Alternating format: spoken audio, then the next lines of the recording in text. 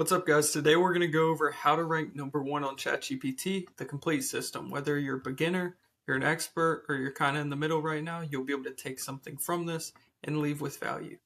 So there's really 3 places you could be watching this video, and it's going to apply either way. One, you're just starting out. Maybe you use ChatGPT and you know the value that you should be using, but you're not really sure how to use it. This will still help you. Maybe you're in the middle, you use ChatGPT, you use some other AI tools, and it makes your life more productive. Or maybe you program AI yourself and you're looking to do this for your clients or for your own business. Now, why should we care about ranking #1 on ChatGPT? First of all, let's just say, who cares? Well, there's 800 million people that search on ChatGPT per week. That number is only going to increase as time goes on. And there are only 2 logical outcomes. It either recommends you or your competitors. Now, from there, either your competitors get rich or you get rich. There's no other outcome.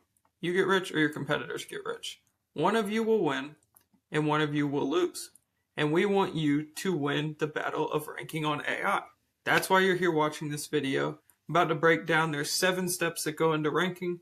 This was just to show you why you should care, because you're missing out on 800 million searches per week if you aren't ranking. Now, where's my proof? Why should you listen to me do this? I do this for Advera, my business. It's a done-for-you offer where we help businesses rank #1 on ChatGPT through these 7 steps. There'll be a link down below if you want us to do this whole process I'm about to walk you through for your business, so you don't have to worry about it. Click the link below. We'll work together. If not, just sit back and it's going to be a quick video breaking down how you can rank A to Z. Let's get into it. So why it matters: AI is stealing your local customers quietly. There's about 800 million searches per week now. People are now asking, who should I hire? AI gives 3 to 5 answers. There's no page 2, there's no scrolling, there's no ads. When 2 businesses look equal, AI breaks ties with proof. So if you're not recommended, your competitors are. This isn't SEO, this is customer routing by AI. So instead of having 1 page, 2 page, 3 page, 4 pages of search results, it's giving 1 page with 3 recommendations and saying, go with this one. That's the difference. Whereas Google will give you 500 results and let you pick, AI's picking for you.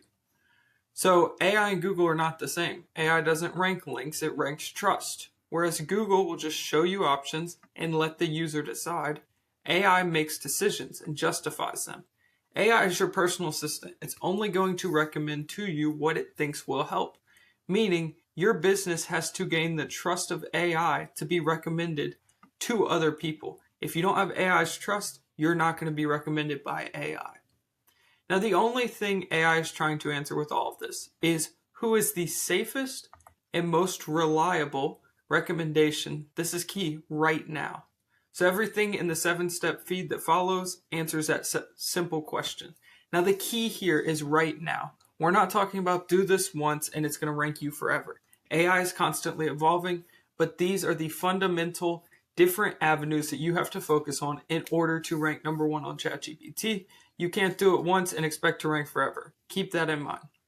So trust is built in layers. There are multiple factors that combine to give you trust, especially when it comes to AI. For this case, there are 7 layers that you have to go through. Step 1 is your Google business profile, your entity foundation. If you fail this step, just stop the video if you don't have a Google business profile, create one, because AI will stop here if you do not have a Google business profile. It is your ID online telling AI you are a verified business. Now, a beginner will have this exist. Their profile will be filled out, while an intermediate will have active photos and posts and services. These are important. While an expert shows ongoing life with their profile. Not only do they have photos, the photos are recent. The posts are recent, talking about different jobs and seasons. Every field in their Google business profile is filled out. This is where you want to strive to be. Checking, oh, that was a terrible box. You want to be ongoing, checking in with your Google business profile, showing that there's life behind your business and you didn't fill it out once and forgot about it. Now, step 2 is your reviews, your distributed trust. AI will trust patterns, not volume alone. So a beginner has some reviews that exist. An intermediate has reviews across platform. They have them on Facebook, Yelp, Google, any other place, Shopify. There's tons of review platforms. They have them on multiple platforms. Now, why is this important? Because if you have AI just look at one platform for reviews, let's say they're on Google, you can easily buy a bunch of Google reviews. But if you have it on 5 platforms, then AI says, okay, the likelihood that they bought them on these 5 platforms is very slim. So this is a valid business. They did not buy their reviews. This is why cross-platform reviews matter so much. Now, an expert will have reviews that are recent and reviews that are responded to. Now, there are 2 types of reviews you're going to get. You're going to get customers that leave a 5-star review and 1-star review. Now, there's obviously a spectrum here, but let's just take these 2 ends of the vertical. If they leave a 5-star review, great. Reply that you are glad they liked it. But more importantly, if they leave a 1-star review, ask for feedback. Okay, thank you for your review. We're sorry you had a bad experience. Can you give us feedback? What would make it better? Or if they give you something, maybe your hold time was a long time. Maybe they didn't like communicating with the manager on site. Ask, how can we improve this? Hey, we're taking the initiative to go out and fix this thing you said was a problem. This is key, responding to these bad reviews, because it shows AI, hey, maybe I had a bad day that day, but I'm taking initiative and I'm making it better. So it's going to recommend you. It gains trust. Just like if you admit to something you do that's wrong, or maybe if you do something that's not up to par of a company and you admit it, you gain trust from that company. It's the same with AI. Now, the third step is your entity resolution, your name, address, and profile. Now, we'll also throw in E. I had a client of mine say you should throw in E to the form of NAP. NAP's your name, address, and profile. We're going to call it NAPE, name, address, profile, and email, because confusion is exclusion. And what does this mean? Your name, address, and profile need to be the same on every platform. So on your Facebook, they need to match it on your Google business profile. Now, they also need to match it on your website. And if any of these are inconsistent, AI will say, maybe it's not the same business. It will get confused. It won't recommend you. It will recommend the business that has all of these the same. Now, I mean anywhere. LinkedIn, they got to be the same. Email signatures, got to be the same. Because if they're not, AI will get confused. So what does a beginner do? They have the same info mostly. They're lazy. They don't really check on all their platforms because they don't want to waste the time. Now, an intermediate has the exact formatting everywhere, while an expert has one entity per location, no duplicates anywhere else. Now, what does this mean? This means that they have one Google business profile per location. They have, we'll put a G. They have one website as a whole, but let's say they have 5 locations.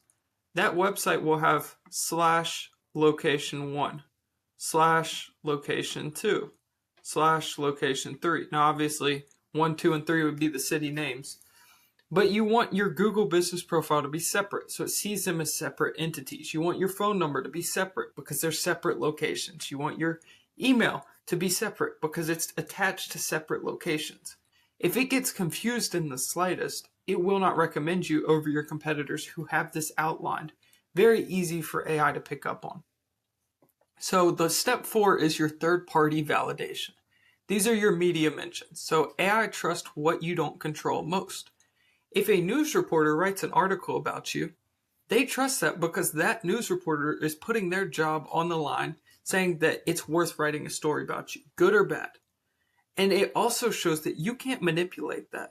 You can't manipulate a news source to write something about you. They have to see either value or something wrong. And you shouldn't go for having something wrong about your business to be ranked. So that's key. You can't control a news reporter writing a story about you in a blog or whatever, but you can tell them and feed them stories to write on you. So what we do for our clients a lot of times is we'll tell them, write an educational piece. Example, they're a realtor at a lake, and we tell them, okay, write an educational piece telling people who are homeowners how to protect their dock when the cold weather is coming through and water could erode metal underneath their dock. What this does is they're not trying to sell anything, but these journalists who need stories can now have an educational snippet that they can include in their article, their blog, their newspaper, whatever it might be. They can include that in, and they gain authority from the community because their news source published this, while the realtor also gains authority because they're educating people.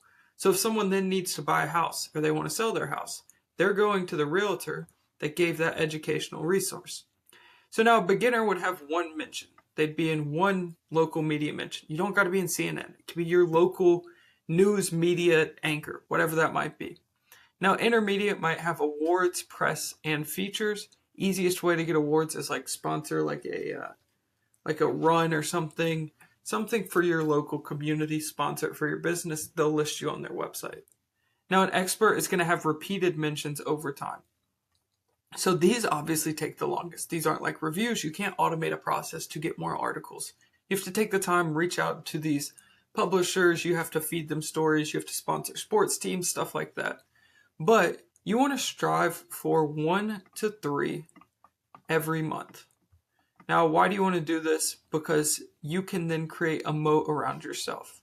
So if your business is here and you start ranking on ChatGPT and your competitors want to come to you, but you've been getting 1 to 3 media mentions per month for the past 3 months, that means you will have 3 to 9 mentions that they will have to get more than you on their first month. Meaning on the first month, you will have 4 to 12. So that means on their first month trying to rank, they will all have to get 4 to 12 media mentions to match you on credibility, which is near impossible. They aren't going to be able to do it unless they have a proper PR team in place to get those 4 to 12, which even then it's very difficult. So this creates a moat, meaning if you start ranking number 1 from your media mentions, no one else can touch you because they can't physically compete with you. So that's the power of ranking right now, because not many people are doing it and structuring it properly. See, this is a good side note actually. Before, people just used SEO, and SEO was enough to rank you on ChatGPT. The only problem is now everyone's realized that, and SEO doesn't work. So that's why you have to plug in these 7 steps, because people caught on to the easy, you rank on your website a certain way, and then you'll start ranking on ChatGPT. It doesn't work like that anymore. You have to give it more trust. So step number 5 is your machine readability and schema. This goes into your website's SEO, funny enough. This is where most businesses will lose. So beginner people will have basic schema that exists, while intermediates will have review, FAQ, and service schema labeled. And experts will have full business and hierarchy schema. Now, when I say full business, this beginner might have 30 pieces of schema labeling 30 things on their website. Well, this one might have 80. For our clients, there are 158. So if you're interested in these, send me a comment or DM on Instagram at DaveAI. I'll send you the schema that we implement for our clients. But there's 158 different levels that you need to be implementing when it comes to schema. Schema's on the back end. It's telling the website and the AI as a whole what different parts of your website is. So if we have a web page here, and we have, let's say, an image of your business, then we have a headline, and then we have your offer, and then we have a button. This would be classified in schema as button. This would be offer. This would be headline, whatever it's about, and this would be business photo. So now what does this do? If AI is coming and it said, hey, I need to find the best roofer in Raleigh, North Carolina, it'll see, okay, they're giving an offer. This is a roofer in Raleigh. This is a good person to pull because it can find it easily. But if we have the exact same website and it can't find anything on the page because you don't have schema, it's just not going to recommend you. So that's why you need to have this schema in place. Schema is one of the parts of this that once you build it, you don't have to touch it as much. It's the only exception to these other factors that you need to constantly maintain and check up on. Once you properly put schema in the right place, you don't really have to monitor it too much. Now, step 6 is proof. This is going from advanced to elite, from light to effective. So beginners have testimonials as proof. This business was great. It was a good job. They liked it. Whatever. So I'm not even going to try and draw a thumbs up. But this is okay. An intermediate will have detailed testimonials. Hey, I went in to get my teeth cleaned at the dentist. They turned out to be very white. I just didn't want to go at first, but it turned out to be well. This will be good. It gives more proof than this was great. I think you can see the detail there that's added. Now, an expert will have case studies, metrics, and before and after proof. Now, for a dentist, case studies and before and after proof apply a lot. You can have photos of the teeth. You could have a case study on 50 people had gum diseases, came in and we did X, Y, and Z, and this reduced inflammation. Here's a word from Sarah. Sarah was our first patient that came in. We reversed it. Now Sarah has never had any issues from that point on with her mouth. Now what does this do? You can put case studies on your website, but you can also have them published as an article. So we talked a second ago about having these media mentions. A case study is a great media mention if it's something that could help other people out in your community. Now the photos, this also works for like blue collar companies. If you're a roofing company, a before roof and an after roof, same with painting, you get the idea. Metrics is good for B2B. So if you're B2B saying like, hey, they were making 10,000 before we started working with them, now they're making 50,000. Whatever that might be, that's going to carry a lot of weight and a lot of proof. But you can't just say that. You need to say, let's say you're an accountant, and we say, oh, we had 20 people come to us and they were paying $30,000 in taxes a year, and we helped them reduce that down to $10,000 by allocating those taxes to the right write-offs and the right charity organizations so that they don't pay as much in taxes, and our clients don't even have to think about it. We handled it all for them. Through that initiative, we've built 4 villages in Africa with those charities we funded. Something. This metric will help show that you are a qualified accountant, because in B2B, that matters. Now, step 7 is your regency in defense. This makes you elite. So AI believes you are still the best choice right now. Remember, that's key. Right now, we're keeping it up. We're maintaining it. So a beginner will do occasional checks. They might check once a quarter, which is okay. They're still ranking. They might be top 10. While an intermediate has monthly checks on ChatGPT. So that's 1 every month. So pretty good, better than 1 every quarter. Now an expert has gap analysis, competitive tracking, and continuous improvement. So what does this mean? With their team, and this is what we do for our clients, we meet once a month once we're ranking. We meet once a month. But we also have notifications on our end that when our client gets pinged on an article, when they get mentioned in a review, we're automatically replying to that. So let's say we're with a roofing company and their competitor is ranking number 1 and they're ranking number 3. So we are then going to look at, and part of this analysis of going through everything is we're going to say what makes them number 1, what makes us number 3. How many reviews do they have? Do they have local media mentions? Do they have more case studies and testimonials? Whichever one of these they have more than we do on, we're going to increase that number for our client. So it's looking at your competitors that are winning and saying, okay, they have 50 reviews, so do we. So there's no difference. But they also have 2 local media mentions while we have 1. And they have 10 case studies when we have 3. And we each have 5 testimonials. So then it's very easy to see, okay, these are the 2 things we need to work on. The local media mentions, the case studies. I hope that makes sense, but basically it's looking at what your competitors are doing that's making them rank number 1 while you're not, and constantly monitoring that. And you can look up for your industry in your city, you can look up your industry in your county, and you can find those. So how does AI score you? AI doesn't just ask one question. It stacks confidence. It's looking at your existence, your sentiment, your identity, your authority, your clarity, your proof, and your recency. So if you miss any layer, it lowers the confidence.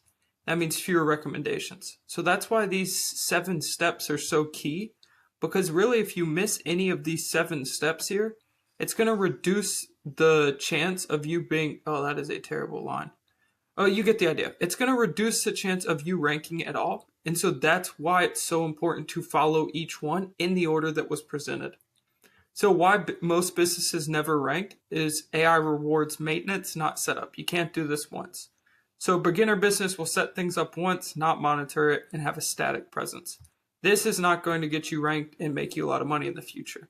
While an expert business adds signals monthly, removes confusion proactively, and treats AI like a decision maker.